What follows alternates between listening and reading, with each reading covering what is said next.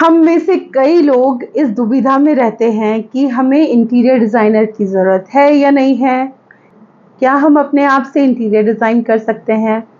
और अगर interior designer की ज़रूरत है तो कब है? When is the right time to hire the interior designer? तो आज ये सब डाउट्स आपके क्लियर हो जाएंगे, तो वीडियो के एंड तक बने रहें। तो फ्रेंड्स, अगर आप मेरे चैनल पे नए हैं तो मैं हूँ आपकी दोस्त इंटीरियर डिज़ाइनर परविंदर। चैनल को सब्सक्राइब कीजिए एंड अगर आपको इन्फॉर्मेटिव लगती है तो लाइक और शेयर कीजिए अपने फ्रेंड्स एंड फैमिली के साथ। जो अपना घर डिज़ाइन कर रहे हैं उनके लिए ये बहुत ही इम्पॉर्टेंट इन्फॉर्मेशन है। तो let's start the video. So friends, interior designer hire करें या नहीं करें, ये आपके ऊपर डिपेंड करता है कि आपका स्कोप ऑफ वर्क क्या है। अगर छोटा मोटा काम है तो आप मेरे वीडियो से सीख के भी कर सकते हैं। जैसे कि अगर थोड़ा बहुत रेनोवेशन का काम है तो I think there are lot of videos on the social network जो आपको काफ़ी हेल्पफुल रहेंगी और आप उसको फॉलो करके भी कुछ ना कुछ काफ़ी हद तक कर सकते हैं काम। लेकिन अगर आपका पूरा घर रेनोवेट करना है या आपका पूरा घर डिज़ाइन करना है तो मैं तो आपको यही रिकमेंड करूँगी कि आप इंटीरियर डिज़ाइनर डेफिनेटली हायर करें, क्योंकि आपका जॉब काफ़ी इजी हो जाता है। आप अपनी ज़रूरत के बारे में, अपने प्रॉब्लम्स के बारे में जो आप करेंटली फेस कर रहे होंगे अपने घर में, हर चीज़ के बारे में आप डिटेल में डिस्कस कर सकते हैं अपने इंटीरियर डिज़ाइनर के साथ और वो हर चीज़ों को लिस्ट आउट करके ध्यान में रख के आपका घर अच्छे से डिज़ाइन कर सकते हैं आपके रिक्वायरमेंट्स के अकॉर्डिंग, आपके नीड्स के अकॉर्डिंग और आपके बजट के अकॉर्डिंग कौन सा मटेरियल कहाँ पे यूज़ करना है, उस सब की नॉलेज इंटीरियर डिज़ाइनर को होती है। मार्केट में जो नए ट्रेंड्स हैं, नए मटेरियल्स हैं, they are updated, they are upgraded, तो उनको हर चीज़ की नॉलेज होती है जो कि शायद आपको ना हो।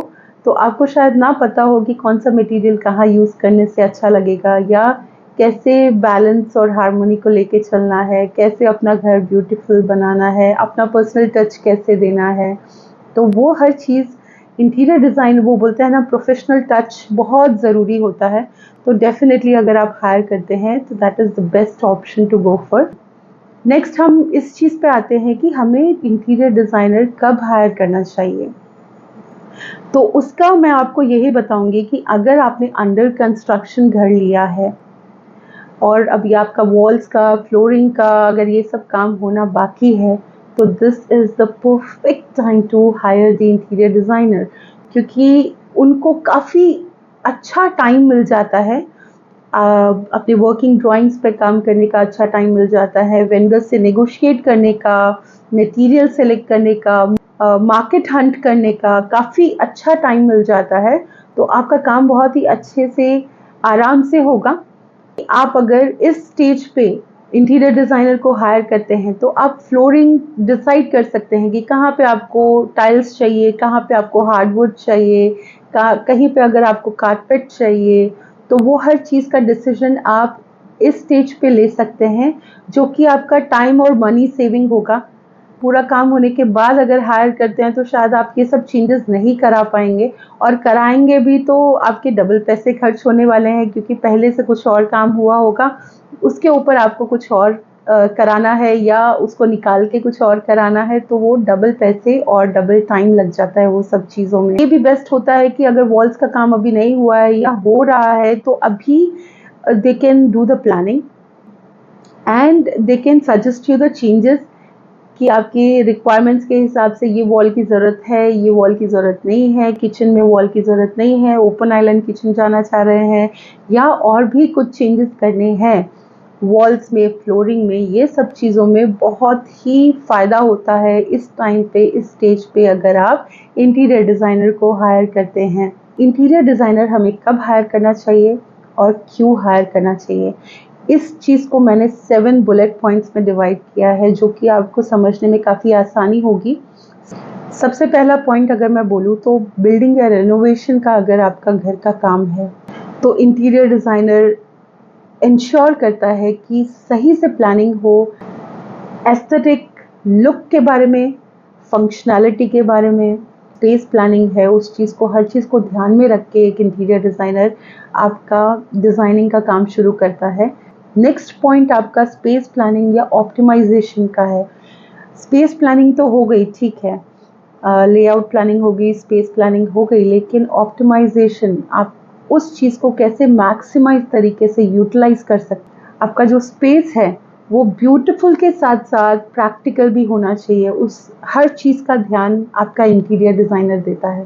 नेक्स्ट पॉइंट में मैंने रखा है choosing the right colours and materials. कौन सा मटेरियल यूज़ करना चाहिए, कौन सा नहीं करना चाहिए, क्यों नहीं करना चाहिए, और क्या ज़्यादा बेहतर लगेगा एंड कौन से कलर्स अच्छे लगेंगे, ये हर चीज़ के बारे में आपको गाइड करता है।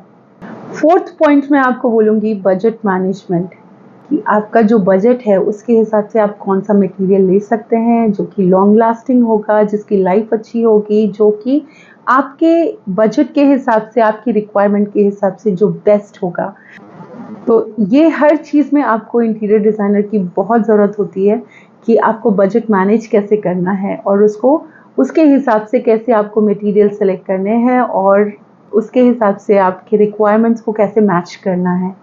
फिफ्थ पॉइंट में मैं आपको बोलूँगी कि एक्सक्लूसिव रिसोर्सेज जो अवेलेबल होते हैं, एक इंटीरियर डिज़ाइनर के पास एक्सेस होता है, स्पेशल डिस्काउंट्स उनको दिए जाते हैं, even if the discounts are not available in the market, not for the public, काफ़ी अच्छे डिस्काउंट्स, क्योंकि काफ़ी अच्छे कॉन्टैक्ट्स होते हैं मार्केट में। फर्नीचर ले लो, लूज फर्नीचर्स हो गए, आपके मटेरियल्स हो गए, लाइट्स हो गए, हर जगह पे आपको अच्छे स्पेशल डिस्काउंट्स दिए जाते हैं एक इंटीरियर डिज़ाइनर की हेल्प से।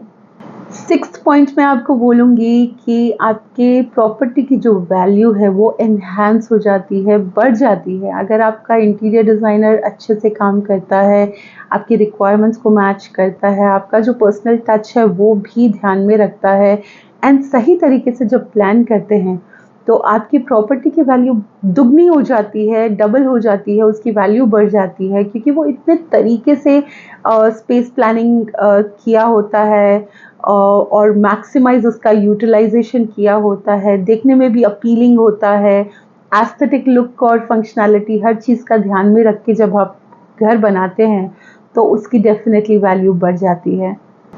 Last but not the least, अगर सेवेंथ पॉइंट की मैं बात करूँ तो हेसल फ्री एग्जीक्यूशन होता है। आपका जो एग्जीक्यूशन होता है उसमें बिल्कुल आपको दिक्कत नहीं आती है, काफ़ी स्मूथ कोऑर्डिनेशन होता है कॉन्ट्रैक्टर्स का और डिज़ाइनर्स का, और उससे आपका जो है आपका स्ट्रेस काफ़ी रिड्यूस हो जाता है, क्योंकि आपका काम बहुत ही ईजी तरीके से मैनेज हो जाता है। सो अब आप डिसाइड कर सकते हैं कि इंटीरियर डिज़ाइनर की ज़रूरत है या नहीं है, और है तो क्यों है एंड कब है। सो आई एम श्योर कि ये वीडियो देखने के बाद आपको ये क्लियर हो गया होगा कि आपको इंटीरियर डिज़ाइनर हायर करना है या नहीं है।